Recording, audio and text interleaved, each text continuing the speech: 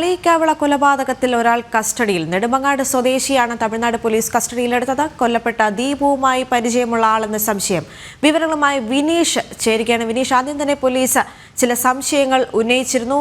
2 പേർ കാറിൽ കയറുന്നതായി CCTV ദൃശ്യങ്ങളെല്ലാം ഉണ്ട് എന്ന് പോലീസ് ആദ്യം തന്നെ പറയുമ്പോൾ ഇപ്പോൾ ഒരാളിലേക്ക് അന്വേഷണം കൂടുതൽ ശക്തമായി നീളുന്ന സാഹചര്യം. നെടുമങ്ങാട് സ്വദേശിയെന്ന് മനസ്സിലാക്കാൻ സാധിക്കുന്നുണ്ട്. എന്തൊക്കെയാണ് വിശദാംശങ്ങൾ?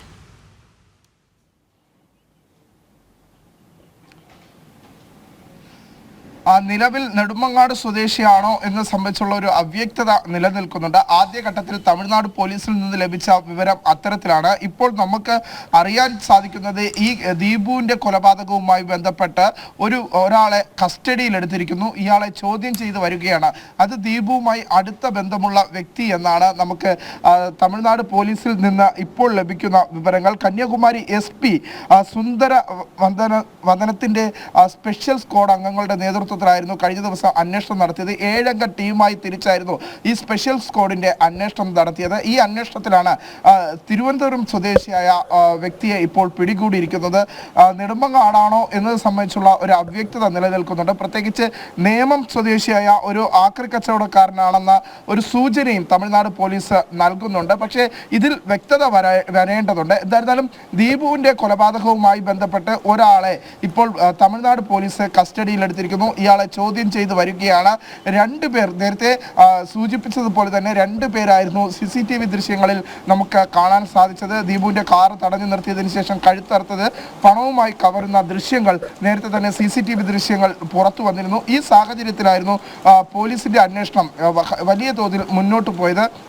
പ്രത്യേകിച്ച് തമിഴ്നാട് പോലീസിൻ്റെയും കേരള പോലീസിൻ്റെയും നേതൃത്വത്തിലുള്ള അന്വേഷണമായിരുന്നു സംയുക്തമായി പുരോഗമിച്ചുകൊണ്ടിരുന്നത്. ഇപ്പോൾ തമിഴ്നാട് പോലീസാണ് തിരുവനന്തപുരം സ്വദേശിയെ കസ്റ്റഡിയിലെടുത്തിരിക്കുന്നു എന്ന വിവരങ്ങൾ നമുക്ക് ലഭിക്കുന്നത്. കളിയിക്കാവിള പോലീസിൻ്റെ നേതൃത്വത്തിലാണ് അന്വേഷണം നടന്നതെങ്കിൽ പോലും കന്യാകുമാരി SP ആണ് ഈ അന്വേഷണത്തിന് നേതൃത്വം നൽകുന്നത്. ഈ ഒരു കൊലപാതകം നടന്ന് നിമിഷങ്ങൾക്കകം തന്നെ ഇതുമായി ബന്ധപ്പെട്ടുള്ള അന്വേഷണത്തിന് 7 അംഗ സ്പെഷ്യൽ ടീമിനെയാണ് കന്യാകുമാരി SP-യുടെ നേതൃത്വത്തിൽ നിയോഗിച്ചത്. ഈ 7 അംഗ സ്പെഷ്യൽ ടീമിന്റെ അന്വേഷണം പുരോഗമിക്കുന്നതിനിടയിലാണ് ഇന്നലെ അർദ്ധരാത്രിയോടുകൂടി തിരുവനന്തപുരം സ്വദേശിയായ ഒരു ആക്രിക്കടക്കാരൻ എന്നാണ് നമുക്ക് ലഭിക്കുന്നത്. അതിലൊന്നും വ്യക്തത വന്നിട്ടില്ല. പക്ഷേ ഈ ദീപുവുമായി അടുത്ത ബന്ധം ഉള്ള വ്യക്തി എന്ന വിവരങ്ങളിൽ ലഭിക്കുന്നു. ഈ വ്യക്തിയാണ് ഇപ്പോൾ കസ്റ്റഡിയിൽ എടുത്തിട്ടുള്ളത്.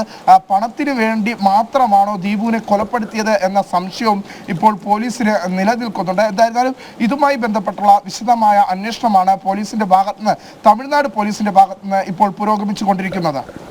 വിനീഷ്, ആദ്യം തന്നെ ദീപുവിന്റെ കുടുംബം പ്രതികരിച്ചപ്പോൾ അവർ പറഞ്ഞത് 50 ലക്ഷം രൂപ വേണം, അല്ലെങ്കിൽ കൊലപ്പെടുത്തുമെന്നെല്ലാം കൊട്ടേഷൻ സംഘവുമായി ബന്ധപ്പെട്ട് ചില സന്ദേശങ്ങൾ അവർക്ക് ലഭിച്ചിരുന്നു എന്ന് കുടുംബം ആരോപിക്കുന്നുണ്ടായിരുന്നു. കൊട്ടേഷൻ സംഘങ്ങൾ കേന്ദ്രീകരിച്ചായിരുന്നു പോലീസിന്റെ അന്വേഷണവും പുരോഗമിച്ചത്.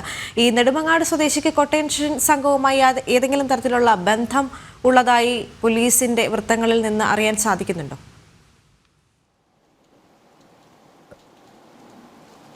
നിലവിലെ സാഹചര്യത്തിൽ നമുക്ക് ഏത് സ്വദേശിയാണ് എന്നത് സംബന്ധിച്ചുള്ള ഒരു അവ്യക്തത നിലനിൽക്കുന്നുണ്ട്. ഞാൻ ആദ്യമേ സൂചിപ്പിച്ചത് അതുകൊണ്ട് തന്നെ പോലീസ് ആദ്യഘട്ടത്തിൽ നമ്മളെ അറിയിച്ചത്, നമ്മൾ വിവരങ്ങൾ ആരായാൻ വേണ്ടി തമിഴ്നാട് പോലീസുമായി ബന്ധപ്പെടുമ്പോൾ ആദ്യം പറഞ്ഞത് നെടുമങ്ങാട് സ്വദേശി എന്നാണ്.